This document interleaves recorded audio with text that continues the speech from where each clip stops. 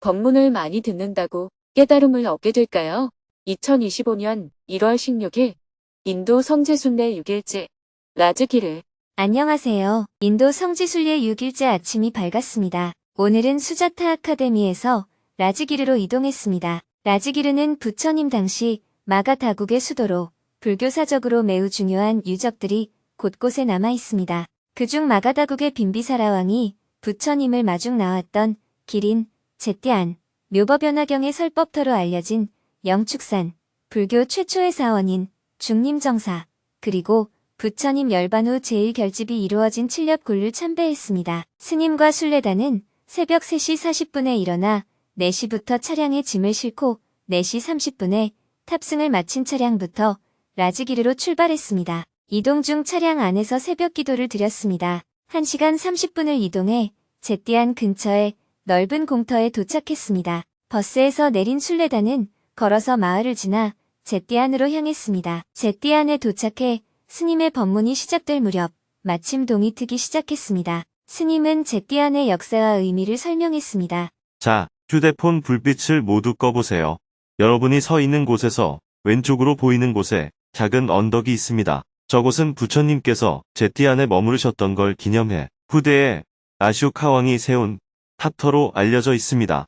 부처님께서는 가섭 삼형제와 그 제자 1000명을 교화한 뒤 가야 시르샤에서 탐진치 삼독에 불을 꺼라라는 유명한 설법을 하셨습니다. 이후 1000명의 대중을 이끌고 약 80km 떨어진 라즈기르로 걸어가셨습니다. 당시 부처님은 하루 평균 15km를 걸어 5일 만에 이곳에 도달했습니다. 오늘 우리가 차를 타고 온 길은 부처님께서 가야에서 라즈기르로 교화를 위해 오신 길이자 라즈기르에서 가야로 수행을 하러 갔던 길이기도 합니다. 부처님께서는 가야에서 산기슭을 따라 약 5일 동안 걸어오셨으며 그렇게 도달한 곳이 바로 지금 여러분이 서 있는 제띠안입니다. 여기서 조금 더 걸어 들어가면 고개 하나를 넘게 되고 조금 더 가면 왕사성에 이르게 됩니다. 스님은 이어서 빈비사라 왕과 부처님의 역사적인 만남 이야기를 들려주었습니다.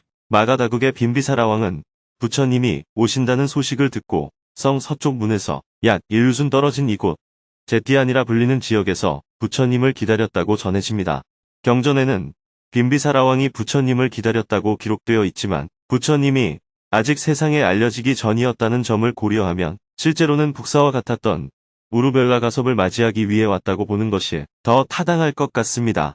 당시 우르벨라 가섭은 대중 1000명을 이끄는 지도자로 마가다국에서도 매우 중요한 종교 지도자였습니다. 우르벨라 가섭이 왕사성으로 1000명의 대중을 이끌고 오니 빈비사라 왕 역시 1000명의 신하를 이끌고 예법에 따라 마중 나왔습니다.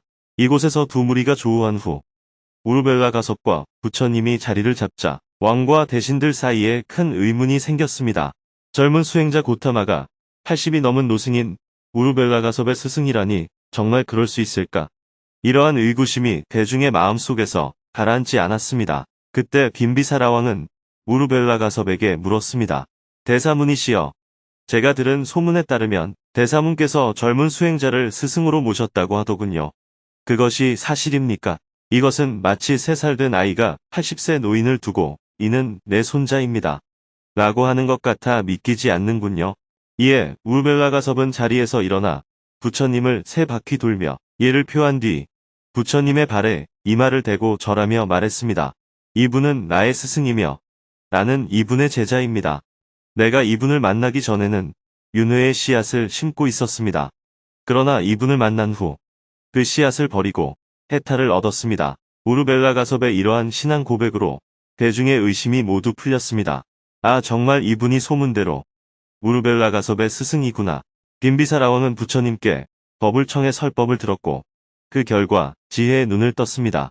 왕은 마음이 맑아지고 가벼워져 부처님을 3바퀴 돌며 스승의 예를 갖추었습니다.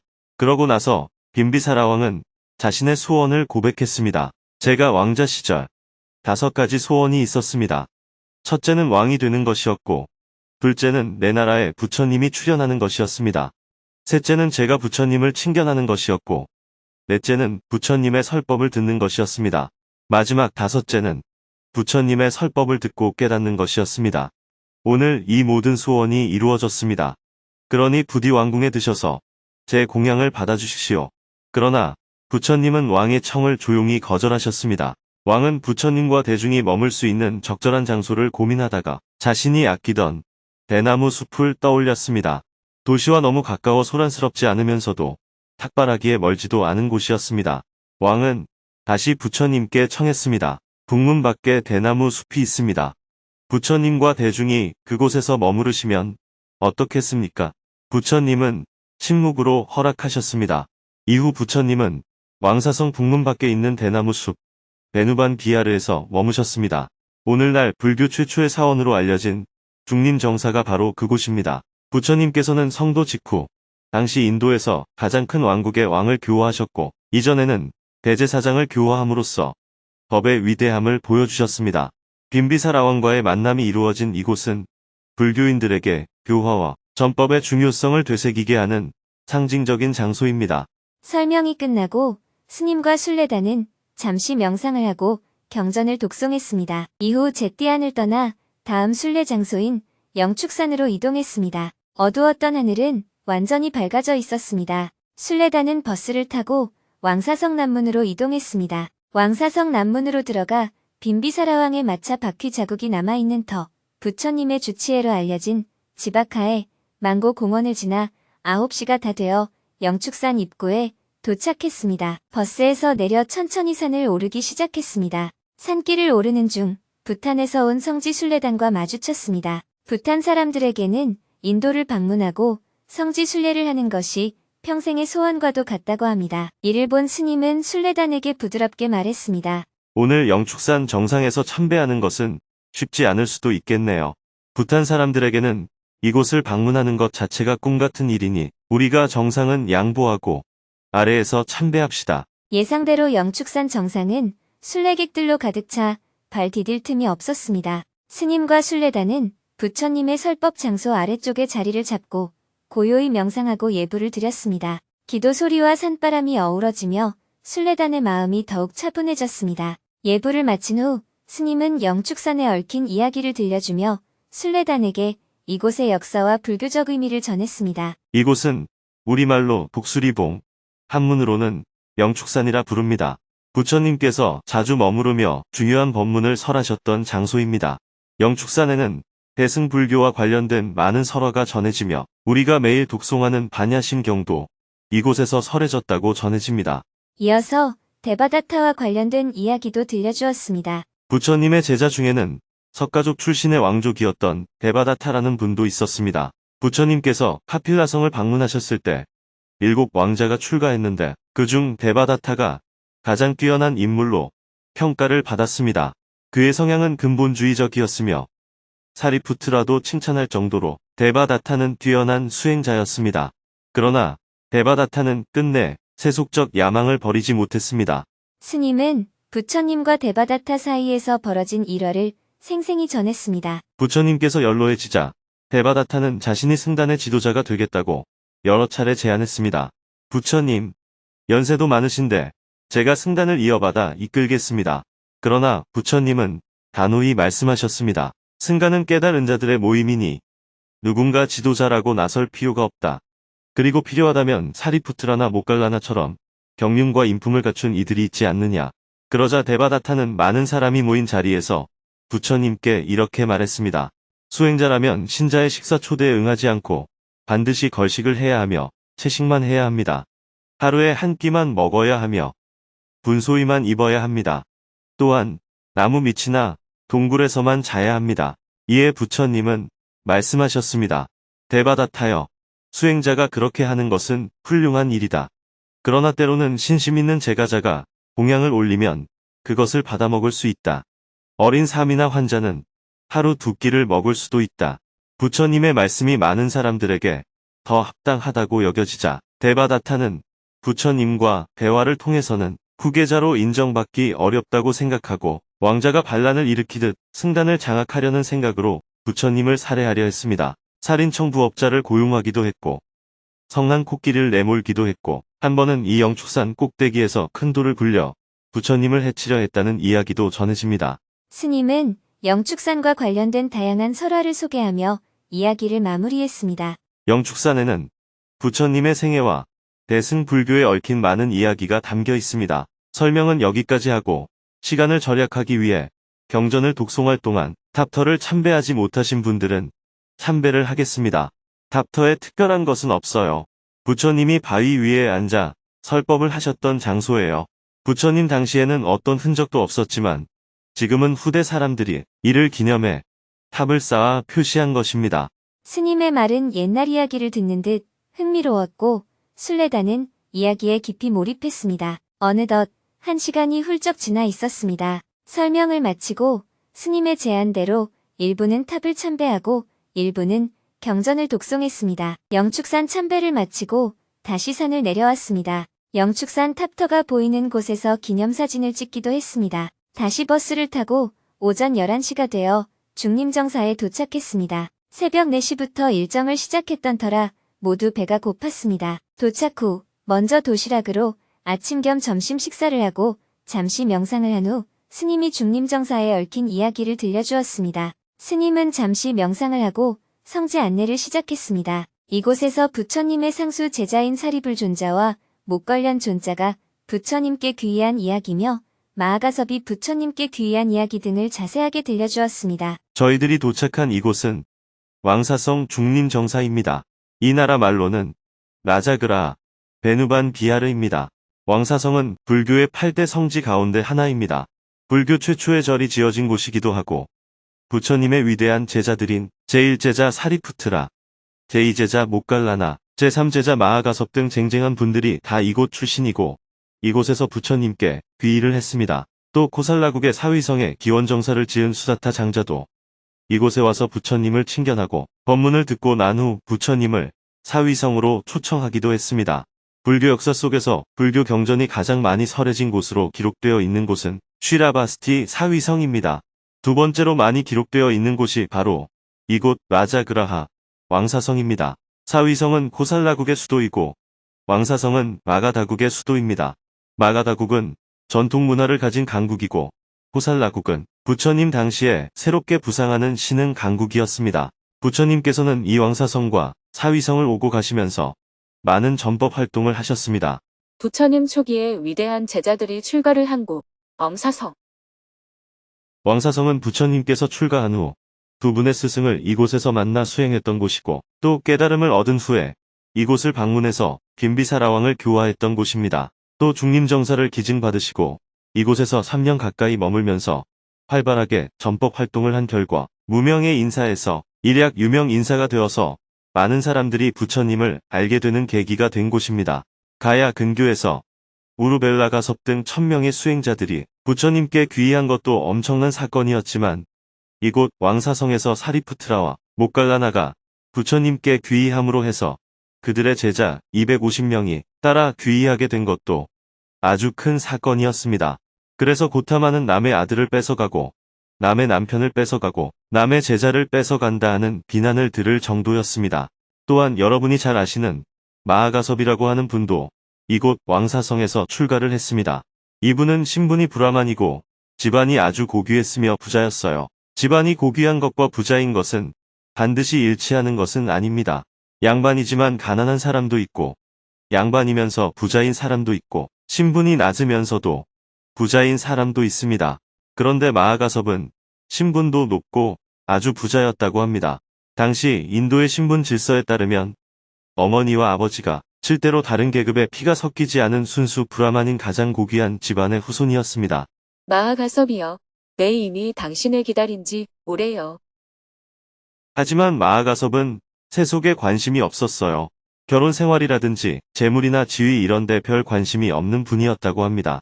오로지 청정하게 수행하기를 원했는데 부모 입장에서는 아들이 결혼하기를 간절히 원했습니다.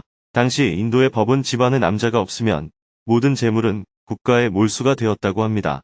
재물과 여자는 분배가 되는 존재일 뿐이었던 거죠.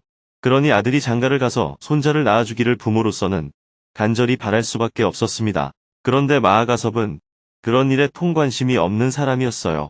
하지만 부모가 요청을 계속해서 부모에게 효도를 안 할 수가 없었어요. 그래서 속마음으로는 결혼을 하지 않을 심산으로 어느 예술가한테 향남으로 아주 아름다운 여성을 조각해 달라고 부탁을 합니다. 그리고 그 조각을 부모님한테 드리면서 이런 여자라면 몰라도 그렇지 않으면 결혼을 안 하겠다고 선언했습니다. 그러나 부모님은 그 향나무 조각을 가지고 계속 여자를 찾아다녔고 유행이 그런 절세 미인을 찾았어요. 이렇게 되니 마하가섭은 결혼을 하지 않을 수가 없게 된 거예요. 결혼식을 하고 첫날 밤에 마하가섭이 신부에게 이렇게 고백을 했다고 합니다. 사실 난 결혼할 생각이 없었소. 그런데 부모의 강권으로 어쩔 수 없이 결혼을 했지만 나는 뜻이 없소. 그런데 부인 또한 자기도 그렇다고 말하는 겁니다. 부인은 여자니까 특히나 더 저항할 형편이 못 되었던 거죠. 그래서 두 사람은 부모님이 살아 계실 동안은 부부 행세를 하고 부모가 돌아가시면 각자 자유의 지대로 가기로 했습니다. 결혼 생활을 하는 척하니 아기가 안 생기잖아요. 아기가 안 생기니까 부모가 계속 안달을 했습니다. 그렇지만 두 사람은 각자의 뜻이 분명했기 때문에 여전히 형식적으로만 부부 생활을 했어요. 이렇게 세월이 흘러서 부모님이 돌아가시자 마하가섭이 아내에게 재산은 다 당신이 가지시오. 나는 집을 떠나겠소 하니 아내도 역시 필요가 없다고 하면서 떠나겠다고 했습니다. 두 사람은 의논을 해서 재산은 모두 가난한 사람들에게 나눠주도록 하고 등을 딱 맞대고 서서 앞으로만 가기로 했습니다. 그런데 지구가 둥글다는 것을 그들은 알지 못했나 봅니다. 반대로 가도 어차피 만나게 되는데 말이죠. 아마 지구가 둥근 줄을 몰랐기 때문에 등을 맞대고 각자 앞으로 걸어가면 영원히 서로 만나지 않으리라고 생각한 것 같아요. 마하가섭 존자는 고타마 붓다가 출연했다는 소식을 이미 소문을 들어서 알고 있었기 때문에 그 길로 부처님께 바로 찾아갔습니다. 마하가섭이 인사를 오자마자 부처님께서는 마하가섭이여, 내 이미 당신을 기다린 지 오래요. 이렇게 말했다고 합니다. 그런데 이렇게 말한 사람이 또 한 사람 더 있어요. 바로 수다타 장자가 찾아왔을 때도 역시 부처님이 내 이미 당신을 기다린 지 오래요. 이렇게 말했다고 경전에 기록이 되어 있어요. 그만큼 중요 인물이라는 것을 표현하기 위해 그렇게 기록한 거겠죠. 설령 부처님이 그런 말을 했다 하더라도 중요 인물이 안 되었다면 그런 말씀도 기록이 남아있지 않을 겁니다. 이렇게 해서 마하가섭은 부처님의 제자가 되었습니다. 어느 날 밥을 먹다가 부처님께서 옆에 앉은 마하가섭을 돌아보고 옷을 만지면서 존자여, 옷이 좋구려 이렇게 말했어요. 그때 마하가섭 존자가 부처님을 보니 부처님은 낡은 분소이를 입고 있는데 자기는 비단 옷을 입고 있는 거예요. 그래서 마하가섭 존자가 자리에서 일어나 자신의 옷을 벗어서 부처님께 드리고 자신은 부처님의 낡은 옷을 받아서 입었다고 해요. 그 이후로 마하가섭 존자는 가장 검소하게 사는 사람이 되었다고 합니다. 밥은 반드시 거친 음식을 얻어먹고 잠은 반드시 나무 밑에서 자고 옷은 꼭 분소이만 입었다고 해요. 그래서 다른 비구들이 별로 안 좋아했다는 얘기도 나오고 자리도 잘 안 비켜주고 하는 일이 생겼다고 합니다. 이런 일화는 무엇을 의미할까요? 마하가섭 존자는 법문을 듣고 빨리 깨달았는지는 몰라도 고귀한 집에서 자라는 동안 몸에 밴 습관은 쉽게 못 버린 것이 아닌가 싶습니다. 그 점을 부처님께서 어느 날 지적을 해준 것이죠. 마하가섭은 단 한 번의 지적을 받고 나서 두타제일이 되었습니다.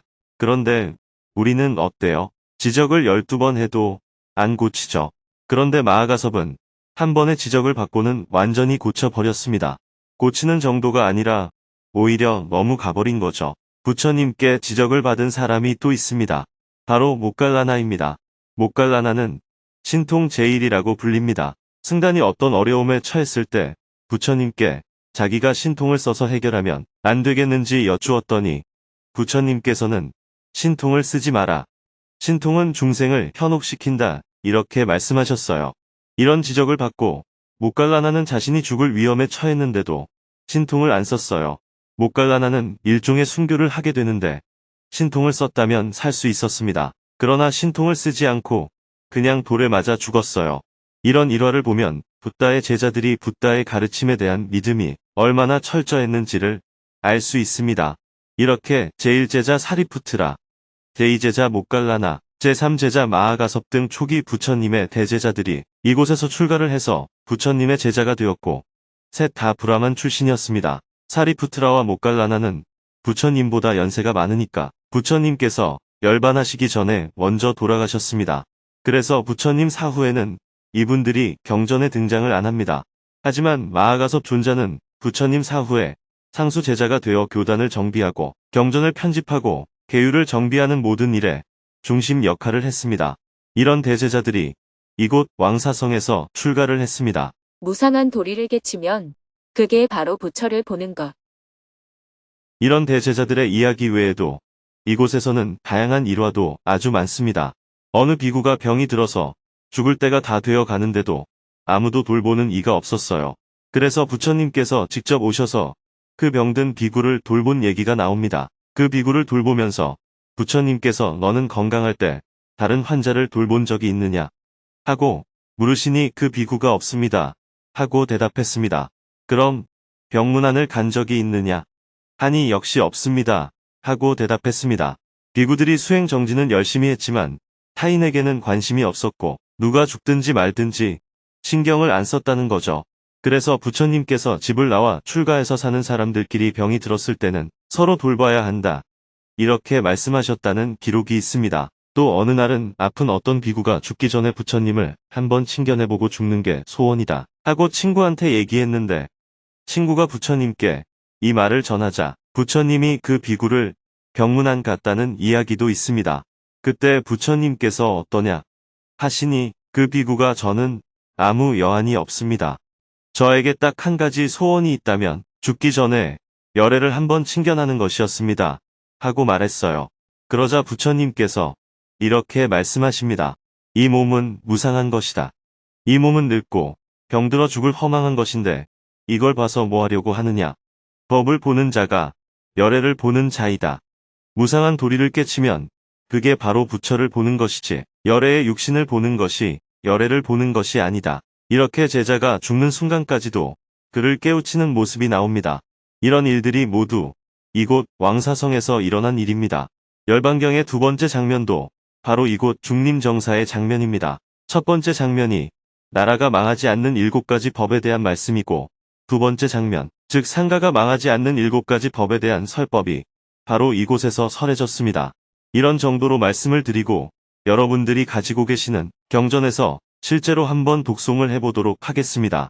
스님의 성지 안내가 끝나자 모두 경전 독송을 하고 예불을 올렸습니다. 대중들은 더 있고 싶은 아쉬움을 뒤로하고 칼란다카 연못 앞에서 차량별로 사진을 찍고 중림정사를 나와 바로 칠엽굴로 올라갔습니다. 칠엽굴로 가는 길은 온천정사라는 목욕을 하는 곳이 있습니다. 온천정사의 맨 위쪽은 높은 카스트가 목욕하지만 맨 아래쪽의 더러운 물에서는 낮은 카스트가 목욕을 한다고 합니다. 산을 조금 오르다 뒤돌아보니 산으로 둘러싸인 라즈기르가 한눈에 들어옵니다. 생각보다 멀고 가파른 길을 한참 올라 칠엽굴에 도착하니 동굴과 함께 탁 트인 풍경이 시원합니다. 스님은 숨을 몰아쉬며 힘들게 산을 올랐습니다. 몇 번을 멈추어가며 겨우 칠엽굴에 이르렀습니다. 온몸이 땀으로 흠뻑 젖었습니다. 스님은 칠엽굴에서 경전을 결집할 당시의 상황과 부처님 입멸 후의 불교 역사에 대해서 자세히 설명을 해주었습니다. 우리가 도착한 이곳은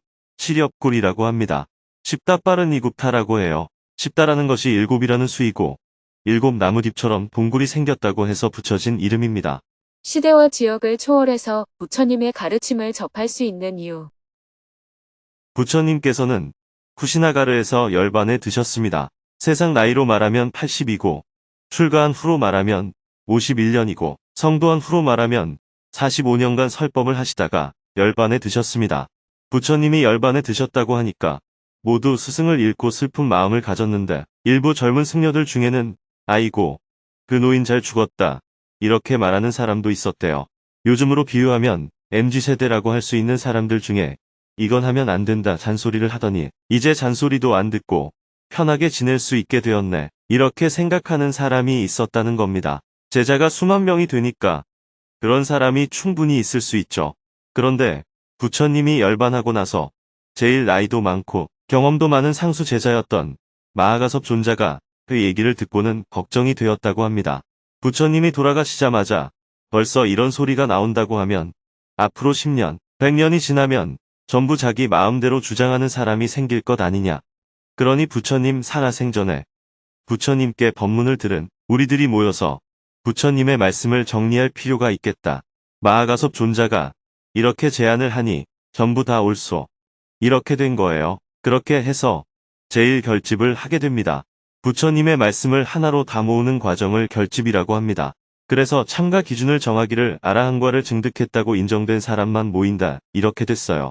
그 당시 고승들만 참가하기로 정한 겁니다. 기준에 맞는 사람을 모아보니 약 500명쯤 되었다고 합니다. 법문을 많이 듣는다고 깨달음을 얻게 될까요? 그런데 여기에 재미있는 일화가 있어요. 아난존자는 부처님을 곁에서 25년간 모시면서 법문을 들어서 모든 경전을 다 구술할 만큼 뛰어난 사람인데 그때까지 아라한과를 증득하지 못했다고 합니다. 결집에 참가할 자격이 없었던 거죠. 그래서 아난존자가 용맹정진에서 겨우 깨달음을 얻어서 결집에 합류했다고 해요. 그래서 벽화 중에 아난존자가 바위 끝에 앉아서 마지막으로 용맹정진하는 모습을 그린 그림들이 있어요. 법문을 많이 듣는다고 깨닫는 게 아니라는 것을 상징하기 위해서 이런 이야기가 나오지 않았을까 생각합니다. 아무튼 이렇게 해서 500명이 모였습니다. 지금 우리가 400명이니까 이 자리에 500명이 앉으실까요? 네, 빈 공간에 100명이 더 앉아지겠죠. 많은 사람들이 거기에 무슨 500명이 앉을 수 있느냐 하고 의심을 하는데 몇 년 전에 실제로 500명이 순례를 와서 앉아봤어요. 그래서 증명이 되었습니다.